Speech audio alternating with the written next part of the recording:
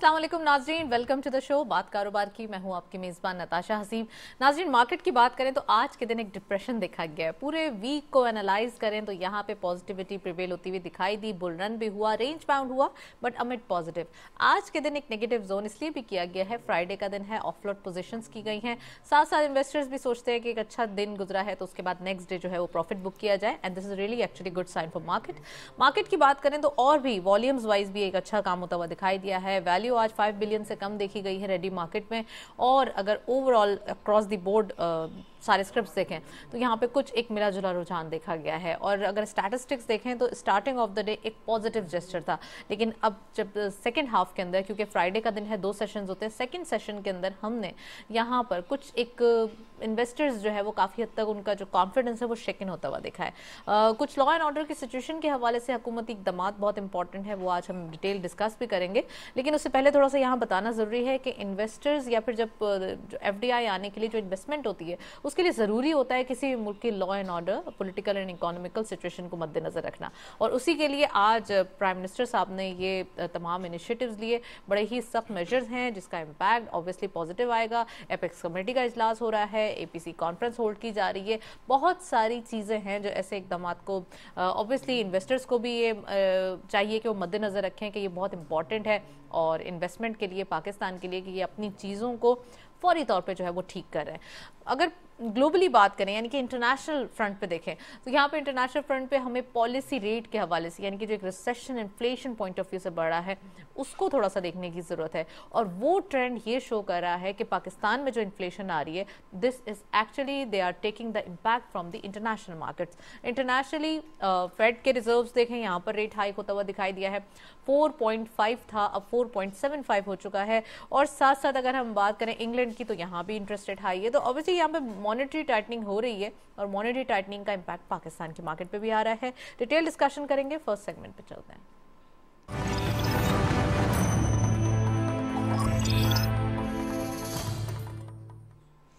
Topic of the day में आज हम बात करेंगे APC कॉन्फ्रेंस के हवाले से। प्राइम मिनिस्टर साहब ने जो है वो APC कॉन्फ्रेंस रखी है, और इस कॉन्फ्रेंस के अंदर उन्होंने अपोजिशन पार्टी यानी कि PTI को भी दावत दी है। पॉलिटिकल स्टेबिलिटी मुल्क के अंदर कायम रहे, और ज़्यादातर जो इकोनॉमिक चैलेंजेस हैं उनको कर्टेल करने के लिए, और जो हमारे पास फर्दर चैलेंजेस हैं उनको सही करने के लिए, यानी कि आपको एक चार्टर ऑफ इकोनॉमी जो कि काफ़ी अरसे से हम बात करते आ रहे थे, वो अब देखना पड़ेगा। तमाम पार्टीज़ मुतफ़क़ का तौर पे जो है वो इन चीज़ को देखें, और कोई ऐसा अग्रीमेंट, कोई ऐसी जो है वो MOU साइन करें जिसके अंदर ये चीज़ वाज़े हो कि इकोनॉमिक पॉलिसी जो है वो कंसिस्टेंट होगी और इसके साथ कोई कॉम्प्रोमाइज़ नहीं होगा।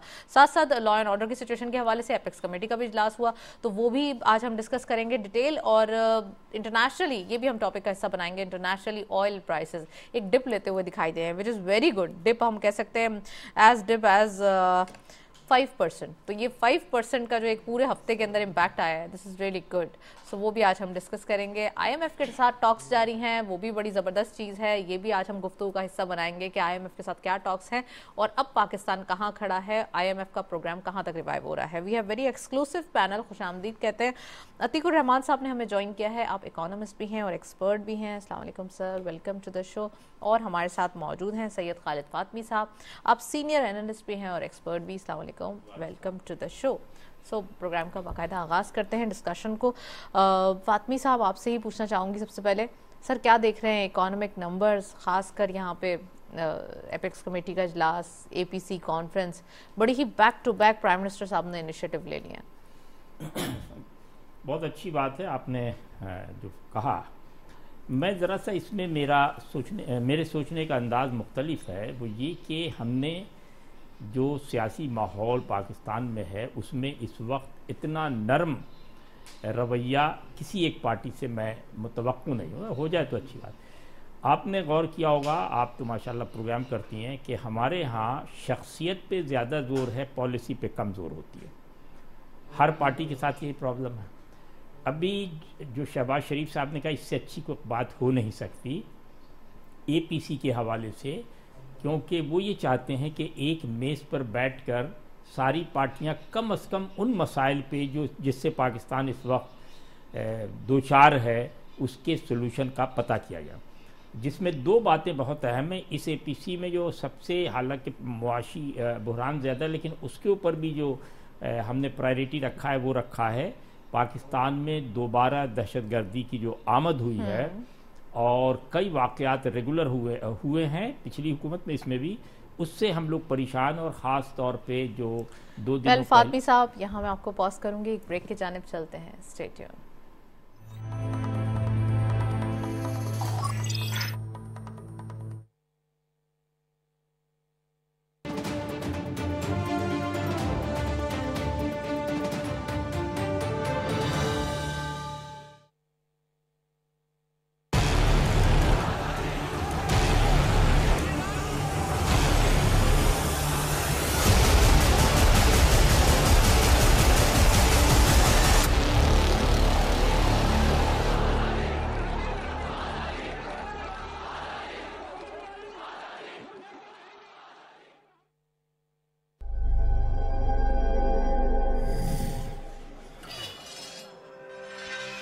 बिजली बचाना भी बिजली बनाने से कम नहीं है।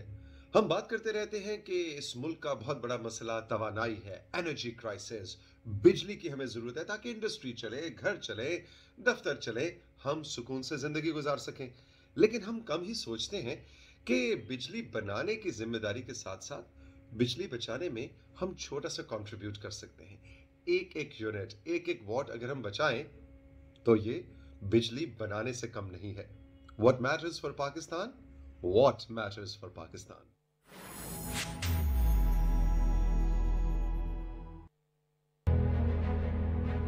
गुफ्तगू सियासी हो या गैर सियासी, बात हो कौमी मफाद की या रियासती इस्तेहकाम की, मौजू मईशत हो या सियाहत व सकाफत, या हो खेल का मैदान, खैर की आवाज उठनी चाहिए मिंबर व मेहराब से।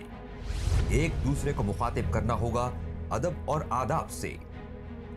कैसे होंगे हल अवामी मसाइल, क्या होना चाहिए मीडिया का किरदार, देखिए चौथा सुतून, जुमा, हफ्ता और इतवार, सिर्फ पीटीवी न्यूज पर।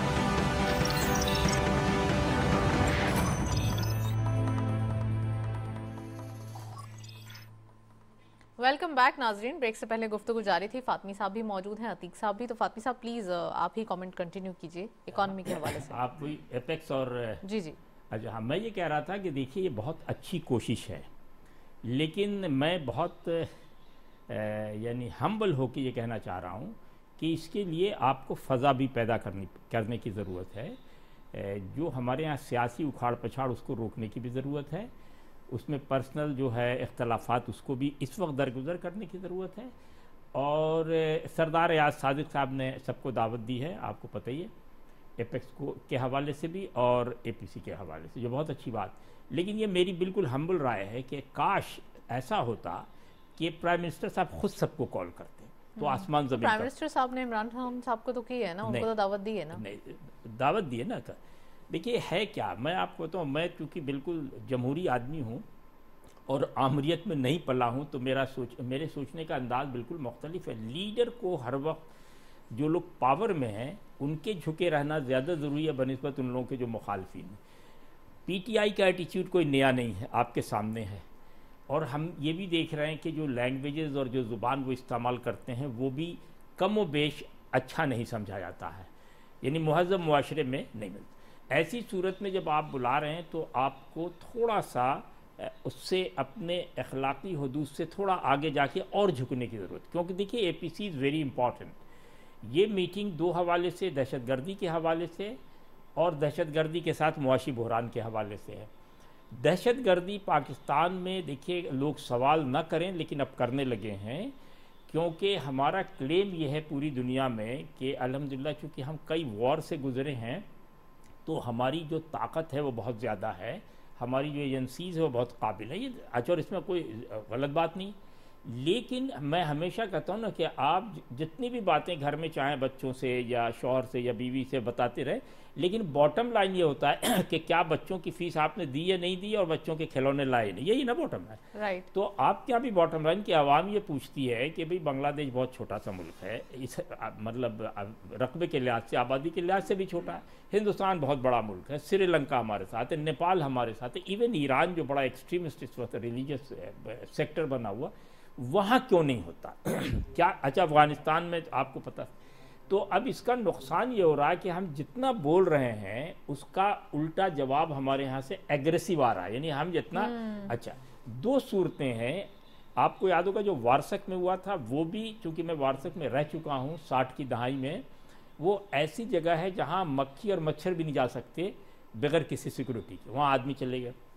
पेशावर का जो मैं 2 दिनों में देख रहा हूँ वो भी एक ऐसी जगह है जहाँ तकरीबन नामुमकिन है किसी का पहुँचना।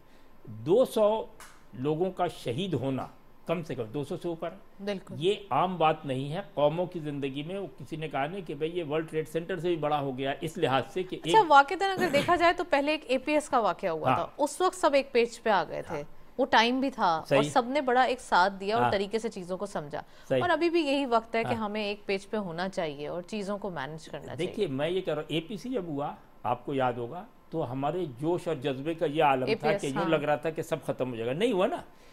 हमारा जो कौमी मिजाज है कि जैसे आफत आती है हम सब बिल्कुल सजदे में चले जाते हैं, और जैसे आफत ख़त्म होती है रुको फेर के फिर धंधे में लग जाते हैं। ये आदत आपको, ये मैं किसी एक फ़र्द की नहीं कर रहा, हम आप सब शामिल हैं। दूसरी जो सबसे अहम बात जिस पे मैं सबसे ज़्यादा जोर देता हूँ, तालीम, जिसकी कमी की वजह से लोगों को आप भड़काते हैं, और शऊर।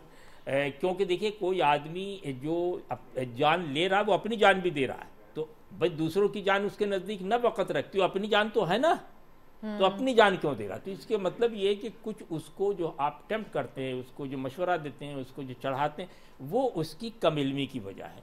दूसरी वजह यह है कि हम हर बार ये कहते हैं कि हमारे यहाँ सिक्योरिटी, आप देखिए कि IG पुलिस ने खुद एतराफ़ किया है पेशावर में कि ये पुलिस की कोताही से, यानी कोताही से उन्होंने खुद कहा, यानी हमने नहीं कहा। सवाल ये है कि अगर ज़रा सी कोताही पे 200 लोगों की जान जा सकती है और 500 आदमी ज़ख्मी हो सकते हैं, तो इसका आप इसका क्या मतलब देंगे, इसकी रद्द बदल में क्या देंगे, मतलब इसका आप, तो ये प्रैक्टिस आपको बंद करनी होगी। अच्छा, ये कहना, ये भी जुमले बहुत अभी कोई गुंजाइश नहीं है कि यहाँ पे कोई कोताहियां हो और इसका कोई रिम्बर्स है नहीं, जान का कोई देखिए ना, मैं आपको तो हर आदमी क्या कर रहा है साहब, अब आइंदा नहीं होने देंगे, राइट। ये काफ़ी नहीं है। आप ये कॉन्क्रीट देखिए। और सबसे अभी आपके आने से पहले अतीक साहब से बात होती, मैंने कहा कि कौमों के मिजाज में सबसे अहम है सच बोलना। आप लोगों से सच बताएं कि इसमें क्या हुआ, कैसे हुआ, क्यों हुआ और क्यों नहीं होना चाहिए। क्योंकि जब तक आप, मैं कहता हूँ ना, दुनिया की कोई बीमारी का इलाज मुमकिन नहीं है जब तक उसका सबब नहीं, तो जब असबाब ही नहीं मालूम तो सदबाब कैसे करेंगे आप। तो हमारे यहाँ असबाब पे बात करने के लिए कोई तैयार नहीं है, ये कौमी है, सबको इंस्टेंट रिजल्ट्स चाहिए। चले मैं अतीक साहब से भी पूछूं। अतीक साहब, एक मसला तो था वो जो फातमी साहब ने हाईलाइट किया, दूसरा मसला एक और है, कौम के हवाले से एज ए नेशन भी सवाल करते हैं वो, तो इन्फ्लेशन के हवाले से पूछना चाहूँगी। इन्फ्लेशन ग्लोबली, लोकली बढ़ता हुआ दिखाई दे रहा है, कंट्रोल कैसे होगा और क्या मामलात आगे बढ़ेंगे, सब कैसे होगा, सॉल्व कैसे होगा? ठीक है, बहुत शुक्रिया नताशा। आपने सबसे पहले तो मैं आपके सवाल की तरफ आता हूँ, उससे पहले मैं इस इक़दाम को खुशामदीद कहता हूँ और ये बहुत अच्छा इक़दाम है। जैसे प्राइम मिनिस्टर साहब कोशिश कर रहे हैं कि ऑल पार्टी कॉन्फ्रेंस हो, सारे लोग एक टेबल पे आके बैठे, कुछ भी आप बात कर लें, आपको एक चीज़ अच्छी तरह पता है कि दुनिया में इकोनॉमिक्स जो है वो चैलेंजिंग इकोनॉमिक बन गई है अब जब तक हम लोग अपनी इकोनॉमिक पर, अपनी मईशत पर ध्यान नहीं देंगे और अपनी मईशत को आगे नहीं बढ़ाएंगे तो मुल्क की तरक्की या मुल्क का आगे बढ़ना बहुत नामुमकिन सा नज़र आता है। देखिए सूरत हाल ये है कि आपने इन्फ्लेशन के बारे में पूछा, तो इन्फ्लेशन की सूरत हाल कोई इतनी अच्छी नहीं है, ये एक हाइपर इन्फ्लेशन बन चुका है। बिल्कुल। अच्छा, हाइपर इन्फ्लेशन के पीछे काफ़ी चीज़ें हैं जो उसको सपोर्ट कर रही हैं इतना बढ़ने में। एक तो हमारे फॉरेन एक्सचेंज के जो रिजर्व्स हैं वो काफ़ी ड्विंडल हो रहे हैं और काफ़ी इसमें प्रॉब्लम है, और हम देख रहे हैं कि हमारे आज के फॉरेन एक्सचेंज के रिजर्व्स जो है वो 3.9 बिलियन डॉलर्स पे रह गए, जबकि हमको अगले माह में, अगले 5 महीने में लगभग 7 बिलियन डॉलर्स का डेट सर्विसिंग भी करनी है। ठीक है, ये प्रेशर्स भी हैं हमारे पास फॉरेन। मैंने ये बात इसीलिए कही कि जहां हमारे पास फॉरेन एक्सचेंज रिजर्व्स का प्रॉब्लम है वहाँ हमारे पास प्रेशर्स भी पीछे से काफ़ी आ रहे हैं। हुकूमत को IMF के साथ जितने जल्दी हो सके वो जो कोशिश कर रही है उसको कर लेना चाहिए पूरा, और IMF के साथ जो इस वक्त हुकूमत का इक़दाम है वो काबिल तहसीन है मेरी नज़र में। उसकी वजह यह है कि जब IMF हमारे साथ हमें बेल आउट करने में कामयाब हो जाता है और जो हमारे रिक्वायरमेंट्स हैं उनको पूरा कर लेता है, तो जो फ्रेंडली कंट्रीज़ हैं और या दूसरी डोनर फाइनेंशियल इंस्टीट्यूट्स हैं जो इस वक्त रिलक्टेंट हैं हमें लोन देने में या लैंड करने में, वो भी हमारी इकोनॉमिक कंडीशंस को इम्प्रूव करने में और हमारे जो पेबल्स हैं उनके लिए उन पैसों का इंतजाम करने में हमारी मावनत करेंगी। इन्फ्लेशन पे आ जाते हैं। सबसे पहली जो सबसे इम्पोर्टेंट बात यह है वो ये है कि इंसान जो खाना खाता है वो उसके लिए सबसे ज़रूरी है उसकी ज़िंदगी को चलाने के लिए। हम देख रहे हैं कि हमारे पास इम्पोर्ट्स पे कुछ थोड़े से प्रॉब्लम आए हैं और वो फॉरेन एक्सचेंज के डॉलर्स के बढ़ने की वजह से, LCs की वजह से और पोर्ट्स पे कंटेनर्स के कंजेशन की वजह से एक बहुत बड़ा परेशान कुन मरहला है। इसमें एक मिसाल से हम दे रहे हैं कि हमारा फूड स्टफ इसमें फंसा हुआ है, इसमें हमारी पल्सेस फंसी हुई हैं, हमारा ग्रेन फंसा हुआ है, हमारा मिल्क पाउडर फंसा हुआ है, हमारे स्पाइसेस फंसी हुई हैं और बेइंतहा चीज़ें जिनको, और कई चीज़ें तो सड़ गई हैं। और ये जब फंसे हुए हैं तो इसमें क्या हो रहा है कि जो दालें फंसी हैं वो कई महीनों से फंसी हैं। दालें जब फंसी हुई होती है तो उसका ये होता है कि 3 महीने में वो गल सड़ जाती हैं, पाउडर बन जाती हैं और इनको कीड़ा भी लग जाता है जो पेरिशेबल। तो इस तरह की सूरत हाल पैदा हो रही है। हम देख रहे हैं कि अभी जो भी हमारे पास सैकड़ों कंटेनर्स हैं जो हमारे फूड आइटम्स के वहाँ फंसे हुए, अगर वो रिलीज़ ना हुए फ़ौरन, प्राइम मिनिस्टर साहब को इस पर, जहाँ पे APC में और एपेक्स बॉडी पे उन्होंने इतना अच्छा कदम उठाया है, इसमें एक पर्सनल अटेंशन देते हुए इस बात पे ख्याल करना है कि जो कंटेनर्स बिजनेस कम्युनिटी के फंसे में जो माल इंपोर्ट हुए उनको फैसिलिटेट किया जाए और जितने जल्दी हो सके उनको निकाला जाए ताकि चीज़ों के दाम ना बढ़े। आप देखें ना, डिमांड एंड सप्लाई में एक ह्यूज गैप आ रहा है। लोगों के पास वो चीज़ें अब नहीं मिल रही क्योंकि स्टॉक भी ख़त्म हो रहा है, और जो चीज़ें इंपोर्ट हुई हुई हैं वो वेयर हाउसेस में नहीं आ रही, वो स्टॉक में नहीं आ रही है, वो दोबारा।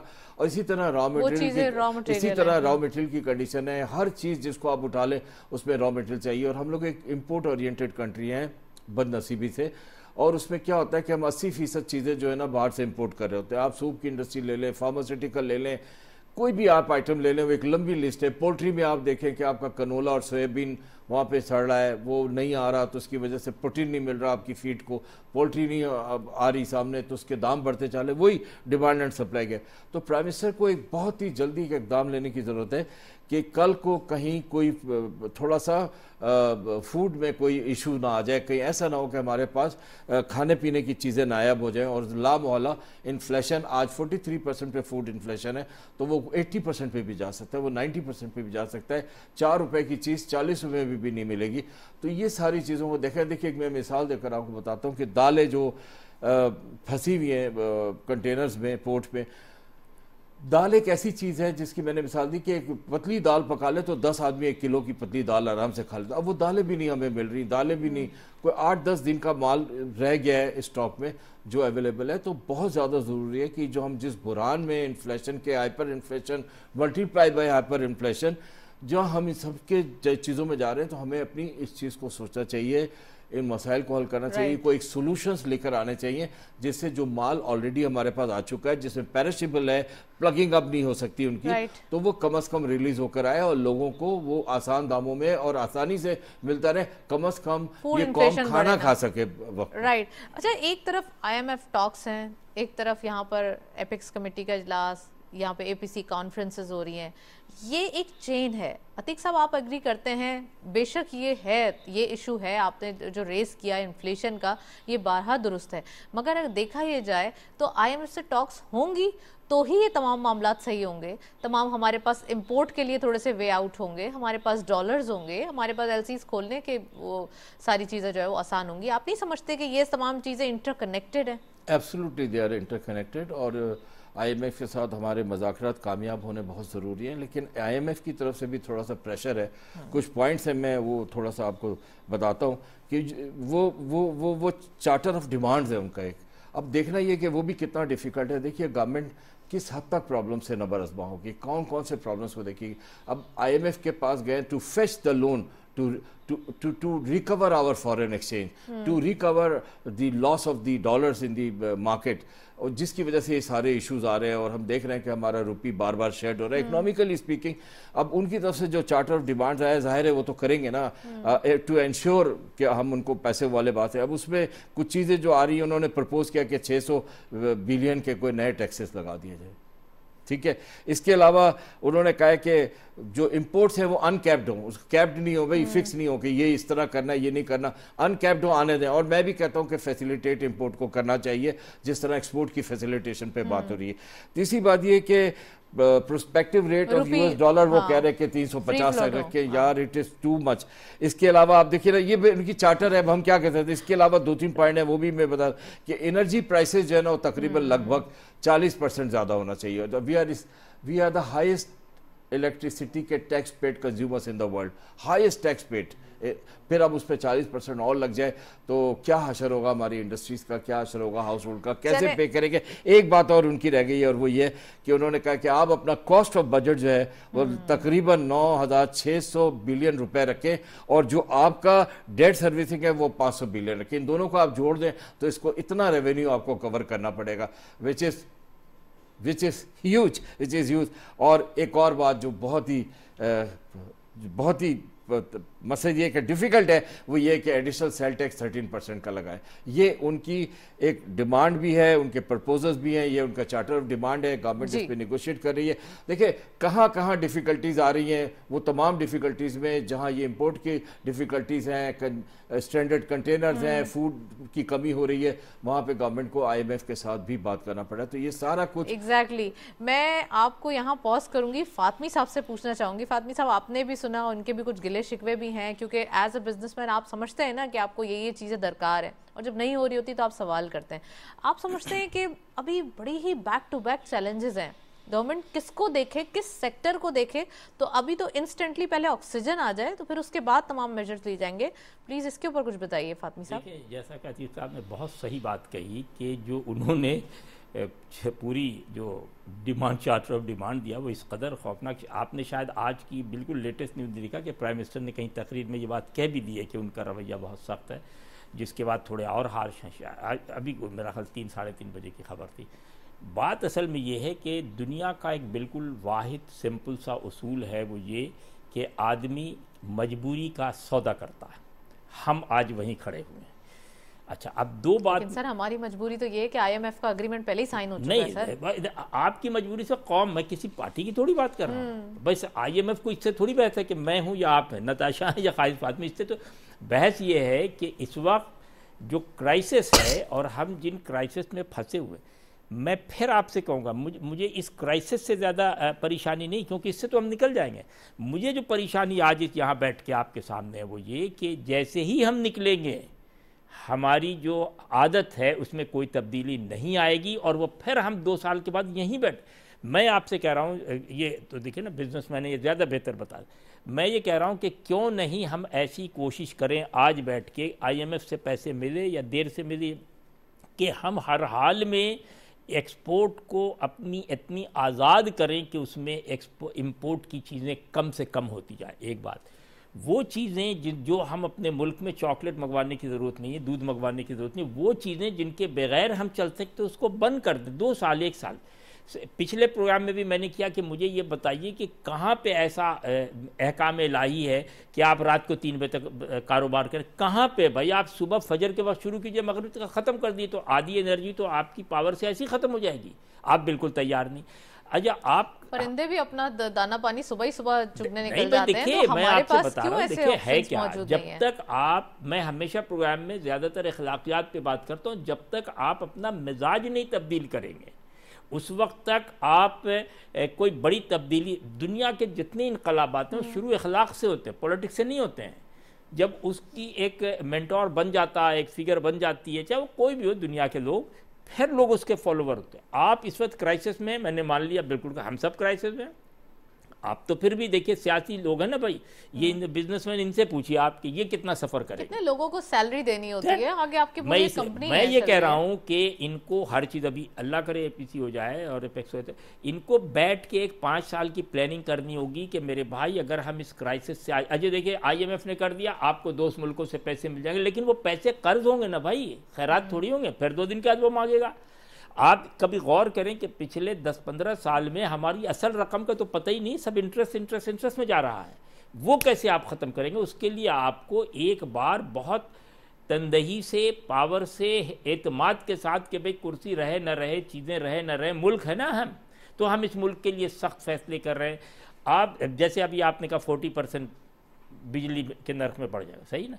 सवाल ये, अवाम को आप कैसे एतमाद देंगे कि हम इस बिजली, एक तरफ कैनप के अंदर भी इफ्तिताह किया है प्राइम मिनिस्टर हाँ, साहब ने 1000 मेगावाट्स, 1100 मेगावाट्स का, तो ये चाइना के साथ, कह रहा हूँ, मैं आपकी बिल्कुल बात मान रहा हूँ, लेकिन मैं फिर ये कह रहा हूँ कि आपको हमें ऑल्टरनेट ढूंढना और ये देखना है कि इस मुल्क में जो फालतू खर्च है, जिसको नॉन प्रोडक्टिव, देखिए अब पूरी दुनिया जो है ना, बच्चे से भी जो आप भेजते हैं तो उससे पूरा हिसाब किताब के इसका फ़ायदा कितना नुकसान, हम लाखों हमारे अखराजात हैं जिसका कोई हासिल नहीं, सर पैर नहीं है, नॉन प्रोडक्टिव, वो भी हम, आपको कहीं ना कहीं सच बोलना होगा कौम से और बताना होगा कि ये फालतू खर्च इसकी ज़रूरत नहीं है, फालतू खर्च नहीं है, इसकी ज़रूरत है। मैं बड़ी गाड़ियाँ नहीं ज़रूरत है, चॉकलेट नहीं ज़रूरत है, मिल्क नहीं ज़रूरत है, रात को 3 बजे तक, अभी आप यहाँ से, आप तो मुझसे ज़्यादा माशाल्लाह नौजवान है, बाहर भी जाती देखती भी हुई, क्या धमा चौकड़ी हर कॉर्नर पे मची हुई है, गाड़ियाँ निकालना अजाब हो जाता, आपके लिए गाड़ी नहीं निकल पाती, इतना रश रहता है। इसके मतलब है कि कौम, या तो आप कौम के साथ नहीं, या कौम आपके साथ नहीं, या आप कम्युनिकेट नहीं कर पा रहे, या वो आपको कम्युनिकेट नहीं कर पा रहा, वो तो मस मलंग है लोग बिल्कुल। यानी यहाँ जो बिजनेस मैग्नेट सर पकड़े बैठे हुए हैं। लेकिन सर ये मस मलंग तो है, लेकिन जब ऐसी चीजें होंगी, इन्फ्लेशन आएगी, रॉ मटेरियल स्टक हो जाएगा, तो उसका एक ऑटोमेटिक इम्पैक्ट आएगा, सर अनएम्प्लॉयमेंट जनरेट हो जाएगी, तो यू थिंक दैट कि इसको फिर कौम जाग जाएगी उस वक्त? नहीं जागेगी, यकीन करें नहीं। देखिए जागने वाले कोई ज़रूरी थोड़ी कि जल्जला आने के बाद जागे, भाई पहले से जाग लो ना भाई। जब तुम्हें फोरकास्ट है साइक्लोन आने वाला है, तुम्हें फोरकास्ट है फ्लड आने वाला है, तुम्हें फोरकास्ट है कि अर्थक्वेक आने वाला, फिर काहे का इंतज़ार कर रहे हो भाई? हुकूमत को बाकायदा दानिश्वरों को, मैं पहले भी कह रहा हूँ, दानिश्वरों को बैठ के, इकनॉमिस्ट को बैठाल के पूछना होगा। और मैं फिर कह रहा हूँ कि ये कोई आपकी मुआशी बहरान जो है वो कोई इतना बड़ा रॉकेट साइंस नहीं है जो नहीं बच्चा, मैंने शायद एक प्रोग्राम में कहा था कि बेहतरीन तरीका ये जो हमने बाहर सीखा कि आप औरंगी न्यू कराची लांडी में किसी एवरेज घराने को जिसकी आमदनी 20 से 30 हज़ार रुपये और जिसके 2 बच्चे स्कूल जाते हैं, उससे पूछिए, आप यकीन करें उसकी बीवी कह रही उसकी बीवी कह रही कि अल्लाह का शुक्र है मेरे बच्चे स्कूल भी जा रहे हैं, आ रहे हैं, पढ़ भी रहे हैं, फर्स्ट भी आ जाते हैं और अल्लाह का शुक्र है। अच्छा आपने पूछा कोई कर्ज लिया? उसने कहा नहीं आज तक कोई कर्ज लिया, अल्लाह का शुक्र कोई कर्ज। That is called economy, micro economy. यहाँ से शुरू करनी होगी। आप शुरू करेंगे ऊपर से तो ज़िंदगी पर नहीं पहुँच सकते। आपके इकानमी के मसाइल क्या? आपके यहाँ इकानमी की तबाही है फजूल खर्ची, बेजाय खराजात, प्लानिंग की गलती, लोगों पे ब्लाइंड ट्रस्ट करना, कौमों पे ब्लाइंड। आपने देखिए तय किया हुआ, हमने भी तय किया आपने कि चीन हमारा दोस्त है ना? अरे भाई तो दोस्त, अच्छा मुझे अभी याद है 6 महीने पहले 3 महीने पहले हम करते सऊदी से आ जाएंगे पैसे, यूएई कहते थे ना, नहीं आए ना, सबने हाथ रोक लिया। आप ज़्यादा बेहतर बता सकेंगे कि रोक लिया ना, कहाँ गई दोस्ती? क्योंकि देखिए हर दोस्ती भी के भी अपने कुछ तकाजे होते हैं, हम वो तकाजे से आगे निकल रहे हैं और हम मानने को भी तैयार नहीं। मैं कह रहा हूँ कि लीडर, सियासतदान बैठें, एक दूसरे से बहसें करें, एक दूसरे से इख्तलाफ करें, ब्रेनस्टॉर्म करें ताकि कोई अच्छा लेकिन हाँ उसमें सियासी दुश्मनी नहीं, ये उसके मैं खिलाफ हूँ, क्योंकि मैं सियासत का आदमी हूँ। मैं मिसाल नहीं देना चाहता, जो डोनाल्ड ट्रंप ने किया था इलेक्शन के बाद, आप यकीन कीजिए हमारे तो हैंग कर देते उसको लोग, जो कुछ उसने किया, कुछ नहीं किया। बाइडेन साहब ने कहा भाई हम अपना काम करेंगे, खुद ही खत्म हो जाएगी उसकी ताकत। वो फिक्र आपको लानी है कि दो तरीका है। देखिए मैं एक मिनट और लूँगा। आपको अल्लाह ताला ने ख़ास एनर्जी दिया है आपके जहन में, दिल में और दिमाग में और बदन में। दो एनर्जी फिक्स है। फ़र्ज़ कीजिए 100 मेगावाट एनर्जी आपके बदन में।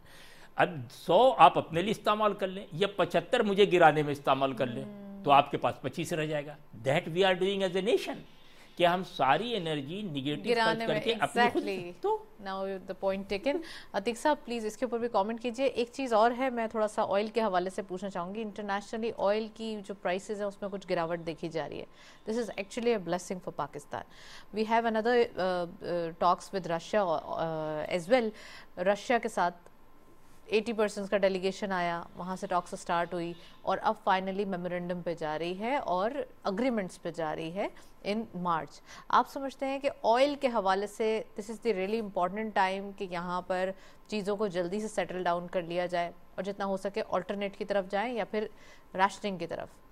ठीक है, बहुत अच्छा सवाल आपका। इसको ये कंप्लायंस कर रहा है जो फातमी साहब बात कर रहे थे उसके साथ। और बात सारी है कि हम लोगों ने देखा है कि 1947 से लेकर अब तक हम लोगों ने कभी चार्टर ऑफ इकोनॉमी पे काम नहीं किया। अगर चार्टर ऑफ इकोनॉमी हो तो अब कंसिस्टेंसी ऑफ पॉलिसीज़ पे भी काम करें, कंसिस्टेंसी ऑफ इकोनॉमिक पॉलिसी पे काम करें। मैंने एक बात का इस्तेमाल किया था जुमला, और मैंने कहा था कि अब दुनिया में जो इकोनॉमी हो गई ना, वो चैलेंजिंग इकोनॉमी हो गई। चैलेंजिंग इकोनॉमी में ये APC सबसे ज़रूरी है कि अपने इख्तलाफात को थोड़ी देर के लिए मुल्क की खातिर भूल जाओ और बैठ कर के बात करो इस बात से कि किस तरह मुल्क की इकोनॉमिक कंडीशंस को ठीक किया जा सकता है। मुल्क की इकोनॉमिक कंडीशंस एक ही तरह से ठीक हो सकती हैं कि हम चूँकि एक इंपोर्ट ओरिएंटेड कंट्री बन चुके हैं, तो हम जहाँ एक्सपोर्ट की तरक्की की बात करते हैं वहाँ हम इंपोर्ट की फैसिलिटेशन की भी बात करें। एक्सपोर्ट की फैसिलिटेशंस के साथ बात सारी ये हो रही है कि आपने पेट्रोलियम की बात की। देखिए पेट्रोलियम में जिस दिन पेट्रोलियम के दाम बढ़े हैं 35 रुपये, वो सूरत हाल ये थी कि पहले जो ब्रेंड था दुनिया में वो 75 रुपये बैरल पे, 75 रुपये पे गिर गया था। जब 75 डॉलर पे गिर गया था, सॉरी, तो जब 75 डॉलर पे गिर गया था तो लामोहल्ला पेट्रोलियम के प्राइसेस कम हो रहे थे। लेकिन अचानक से क्या हुआ कि ब्रेंड जो है 85 से 86 बिलियन डॉलर्स पे पहुंच गया। अब जब ये इस रेट पे पहुंच गया तो इसका जो ये रेट है, इस रेट की वजह से लामोहल्ला इसका बोझ हम पे पड़ा, और जब इस पे हमारा बोझ पड़ा तो पेट्रोलियम के दाम बढ़ाने पड़े। और लेकिन हम ये देख रहे हैं कि पेट्रोलियम के दाम हमने एकदम से इतने सारे बढ़ा दिए और इसका सारा का सारा खमियाजा आवाम को भुगतना पड़ा। मैं एक बात ये कहता हूँ कि गवर्नमेंट को चाहिए कि कम से कम अपने फिस्कल डेफिसिट्स और जो दूसरे एक्सपेंसेस हैं उनको कवर करने के लिए, या सिविल एक्सपेंसेस हैं या दूसरे जितने भी एक्सपेंसेस हैं उनको कवर करने के लिए अपने खर्चों को ज़रा कम करे, ऑस्टेरिटी पे आए। और एकदम से अगर आपने कवर करना है चीज़ों को तो 1.5 से 2 बिलियन डॉलर का ना एक ऐसा काम करके दिखाए जिसमें वो अपने अखराजात को इतना कम कर सके। जहाँ APC की बात हो रही है, बहुत अच्छी बात हो रही है, एपेक्स बॉडी की बात हो रही है, बहुत अच्छी हो रही है। मैं तीसरी तरफ बात कर रहा हूँ इकोनॉमिक की, और उसमें बात कर रहा हूँ जो स्टैंडर्ड कंटेनर्स हैं उनको निकालने की। तो चौथी बात मैं ये भी कह रहा हूँ कि अपने एक्सपेंसेस को किसी हद तक भी हो कम से कम 2 बिलियन डॉलर को यस्टरडे बेसिस पर कम करें। ये सारा कुछ अगर जब होगा ना तो इन्फ्लेशन ऑटोमेटिकली सब्सिडाइज होगा, कम होगा। और इस पर प्रेशर जो आ रहा है ना फॉरेन एक्सचेंज का और दूसरा और फूड का, ये तमाम चीज़ें देखिए हमारे पास कैलेमिटी आई ना, एक हमने देखा कि हम एक सैलाब से भी गुजरे जिसमें हमारी क्रॉप्स और हमारे जो एग्रीकल्चर प्रोड्यूस हैं वो बिल्कुल सत्यानाश हो गया उनका। तो ये प्रेशर भी हमारे पास था, तो फिर हम एग्रीकल्चर प्रोड्यूस भी इंपोर्ट करना शुरू हो गए। तो इंपोर्ट के ऊपर इंपोर्ट के ऊपर हम सारा कुछ अगर इंपोर्ट करते रहेंगे और ये बात नहीं सोचेंगे कि हमारी इकोनॉमिक कंसिस्टेंसी कहाँ है, तो हालात ठीक नहीं होने वाले और हमारी प्रॉब्लम्स बढ़ते चले जाएंगे। तो जहाँ गवर्नमेंट एक अच्छे स्टेप्स ले रही है वह आवाम को भी चाहिए कि वो इन चीज़ों पे सोचे और इन चीज़ों पे सोच के अपने तौर पे भी कुछ बेहतरी की सूरत हाल निकालने की कोशिश करें। वेल, गुफ्तगू जारी है और डिटेल डिस्कशन करेंगे इस ब्रेक के बाद।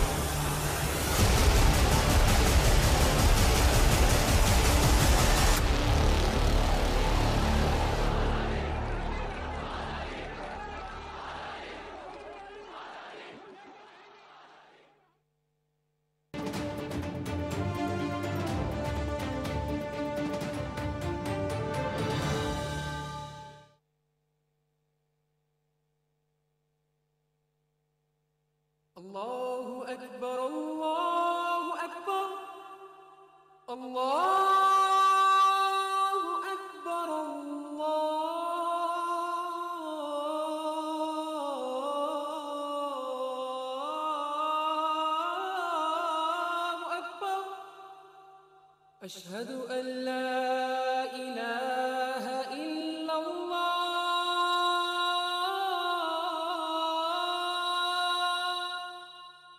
अशहदु अल्ला इलाहा इल्लल्लाह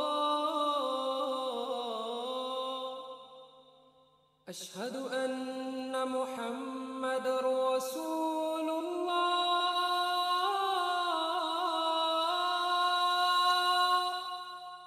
अशहदु अन्ना मुहम्मदर रसूलुल्लाह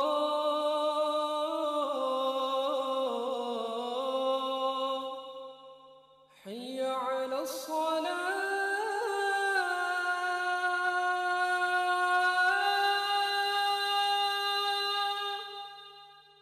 हय्या अलस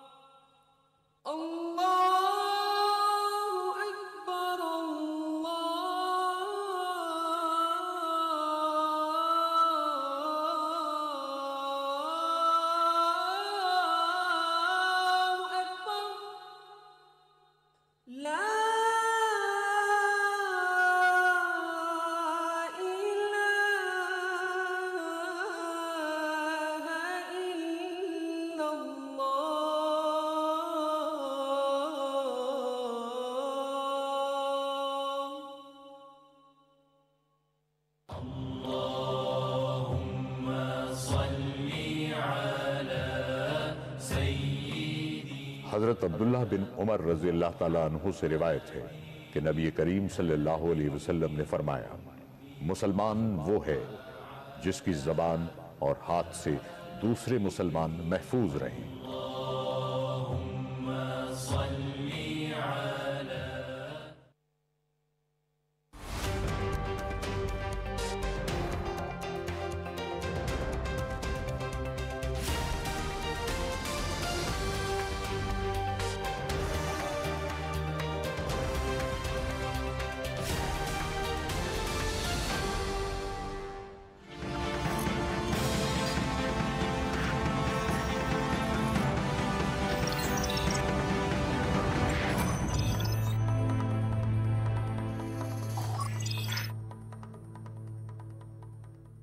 नाज़रीन, फातमी साहब भी मौजूद हैं और अतीक साहब भी। बड़ी ज़बरदस्त गुफ्तगू जारी है। फातमी साहब, आपसे मैं कमेंट लूँगी IMF के हवाले से। IMF के साथ टॉक्स पहले ही अतीक साहब अपना जो एक मुतालबात हैं और उनके जो एक अंदर बातें थी उन्होंने बताई हैं, लेकिन आप क्या समझते हैं कि IMF न्यू टैक्सेस का बोल रहा है तो ये पाकिस्तान की इकॉनमी को ही सीधा करने के लिए बात कर रहा है ना? ये कोई अपने पास से कोई इंतकामी से वो तो नहीं कर रहा ना कोई? एक चीज़ समझ लें आप, चूँकि हमारे यहाँ एक सोशल मीडिया और एक बात असल IMF 189 कंट्रीज़ के फाइनेंशियल एक्सपर्ट्स का इदारा है। उनके यहाँ इंतकाम का कोई तस्वुर ना है ना हो सकता है। तो फिर इतना ज़्यादा उसको एक ग्रजेस क्यों होल्ड किए जा रहे हैं? देखिए, they are loyal to their team and organisation.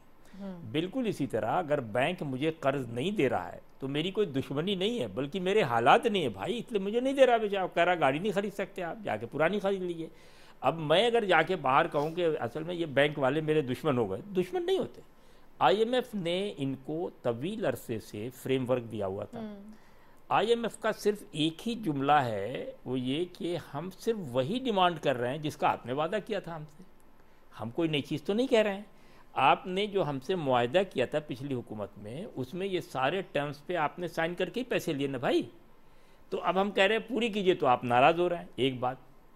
दूसरी बात जो सबसे ज़्यादा गड़बड़ है, जो हमें सोचना चाहिए और कौम को भी बताना चाहिए लोगों को, कि हमारे जो सरकारी महकमों ने उनको हिसाब किताब दिया है वो उनको नहीं कन्विंस कर पा रहे हैं।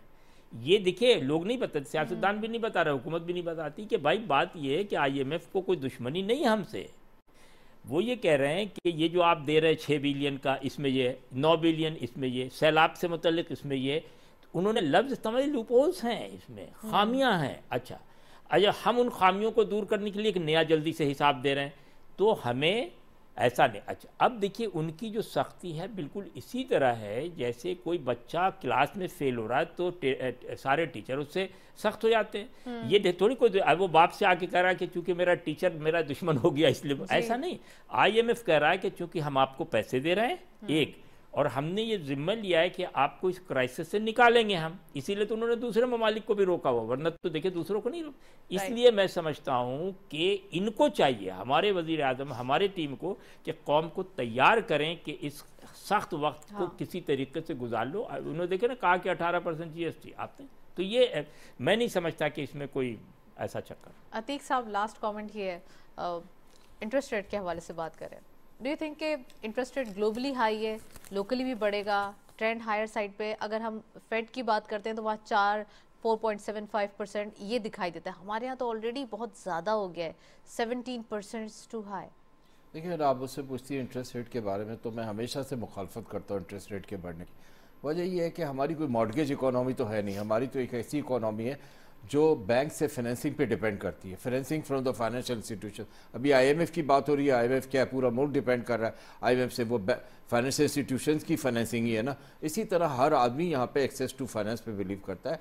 आप एक्सेस टू फाइनेंस को डिफ़िकल्ट करते जाते हैं, कॉस्ट ऑफ क्रेडिट डिफ़िकल्ट होता चला जाता है, कॉस्ट ऑफ क्रेडिट महंगा होता चला जाता है। एक आम आदमी बोरो नहीं कर पाता, पे बैक नहीं कर पाता, उसको वारा नहीं खाता, उसका मैच नहीं बनता, कंप्लायंस नहीं होता उसका कारोबार में।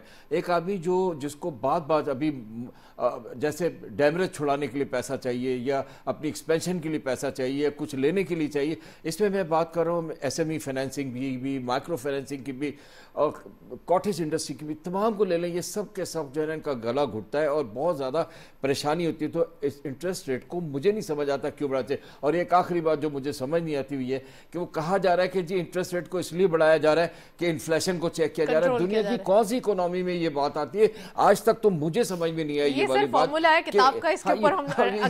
इन्फ्लेशन को चेक करने के लिए आप इंटरेस्ट रेट को बढ़ा रहे हैं। इंटरेस्ट रेट को बढ़ाने से तो एक्सेस इन फाइनेंस डिफिकल्ट से डिफिकल्ट होता चाहता है, which is not a good sign for the economy. और डेमरेज की बात की आपने, तो डेमरेज का तो वेव ऑफ करने का कहा गया है इस बार, तो वो भी हम डिटेल प्रोग्राम में डिस्कस करेंगे। मैं तो एक जनरल सी बात की डैमेज की या डिटेंशन की दूसरी, लेकिन कहा ये गया है, लेकिन अभी तक आपको पता है कि बिजनेस कम्युनिटी काफी प्रॉब्लम में, उसके कंटेनर्स के रिलीज होने की कोई बहुत ज्यादा अच्छी उम्मीदें नजर नहीं आ रही। वेल अतीक साहब, थैंक यू सो मच, आपने ज्वाइन किया हमें। फातमी साहब का भी बहुत बहुत शुक्रिया, आप तशरीफ लाए। आज के दिन हमने डिस्कशन की जिसके अंदर काफ़ी डिटेल IMF के हवाले से, साथ साथ APC जो कमेटी का इजलास होने वाला है और जो एपेक्स कमेटी है उसके बारे में तमाम डिस्कशन की। That's it. इसी नोट पर प्रोग्राम को वाइंड अप करते हैं। इजाज़त दीजिए, अल्लाह हाफिज़।